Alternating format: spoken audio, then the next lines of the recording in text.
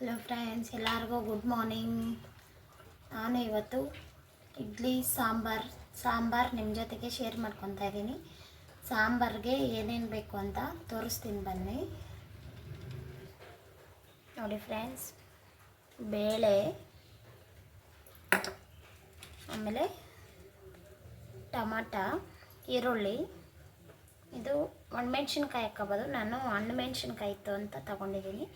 ಮತ್ತು ಸ್ವಲ್ಪ ಬೆಳ್ಳುಳ್ಳಿ, ಕೊತ್ತಂಬರಿ ಸೊಪ್ಪು, ಆಮೇಲೆ ಜೀರಿಗೆ, ಸಾಂಬಾರು ಪುಡಿ, ಸ್ವಲ್ಪ ಅರಿಶಿನ ಪುಡಿ. ಜೀರಿಗೆ ಹಾಕ್ಕೊಂಡ್ರಿ ನಾವು ಹೋಟೆಲಲ್ಲಿ ಸಾಂಬಾರು ಹೇಗಿರುತ್ತೆ ಅದೇ ಥರ ಇರುತ್ತೆ. ಇದೆಲ್ಲ ಹಾಕ್ಕೊಂಡು ಕುಕ್ಕರ್ಗೆ ಹಾಕ್ಕೊಂಡು 3 ವಿಸಿಲ್ ಕೂಗಿಸ್ಕೊಂಡು ವಾಪಸ್ ಬರ್ತೀನಿ. ಇದೆಲ್ಲ ಬೆಂದಿದೆ.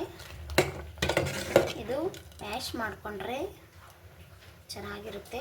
ಮತ್ತು ಮಿಕ್ಸಿಗೆ ಹಾಕ್ಕೊಂಡ್ರೂ ಸುಮ್ಮನೆ ಹಂಗೆ ಸ್ವಲ್ಪ 2 ಸಾರಿ ಆನ್ ಮಾಡಿ ಆಫ್ ಮಾಡಿದ್ರೆ ಸಾಕು. ನೋಡಿ,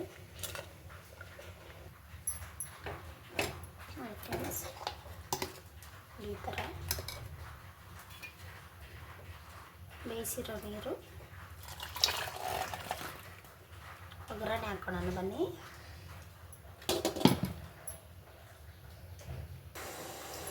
ಎಣ್ಣೆ ಹಾಕ್ಕೊಂಡು ಸಾಸಿವೆ, ಸ್ವಲ್ಪ ಜೀರಿಗೆ,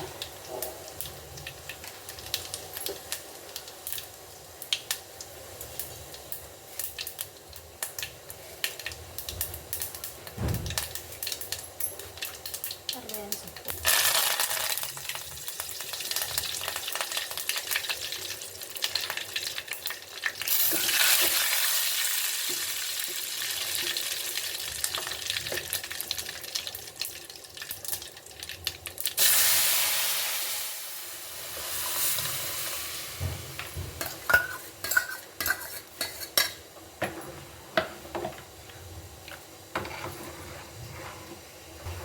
ಲಾಸ್ಟಲ್ಲಿ ಕೊತ್ತಂಬರಿ ಸೊಪ್ಪು ಹಾಕ್ಕೊಳ್ಳಿ.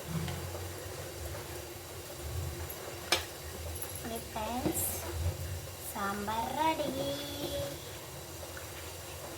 ನೀವು ಇದೇ ಥರ ಮಾಡಿ, ತುಂಬ ಚೆನ್ನಾಗಿರುತ್ತೆ ಇಡ್ಲಿಗೆ. ಇದು ಸ್ವಲ್ಪ ಕಾಯಿಲಿ ಇಡ್ಲಿಗೆ ಇಕ್ಕೊಳ್ಳೋಣ ಬನ್ನಿ. ಫ್ರೆಂಡ್ಸ್, ಇಡ್ಲಿಗೆ ಇಕ್ಕೊಳಕ್ಕೆ ನೀರು ಕಾಯಕ್ಕೆ ಇಕ್ಕಿದ್ದೀನಿ. ನೀರು ಕಾಯ್ತೈತೆ. ಇವಾಗ ಇದಕ್ಕೆ ಸ್ವಲ್ಪ ಎಣ್ಣೆ ಹಾಕ್ಕೊಂಡು ಉಜ್ಕೊತಾ ಇದ್ದೀನಿ ಇಡ್ಲಿ.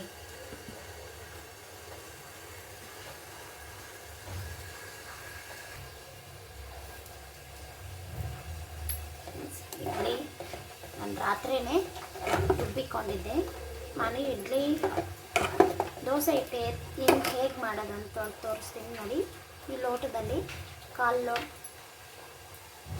kg ಇರುತ್ತೆ, 1/4 ಲೀಟರಷ್ಟು. ಇದರಲ್ಲಿ 2 ಲೋಟ ಅಷ್ಟು ಇಡ್ಲಿ ಅಕ್ಕಿ ಹಾಕ್ಕೊಂಡಿದ್ದೀನಿ.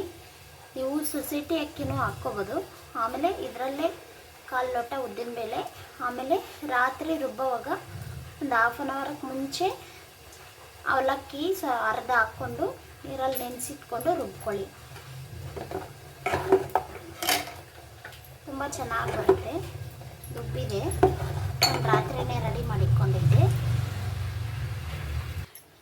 ನೋಡಿ ಫ್ರೆಂಡ್ಸ್, ಇಡ್ಲಿ ಸಾಂಬಾರ್ ರೆಡಿ. ನೋಡಿ, ಸಾಫ್ಟಾಗಿದೆ.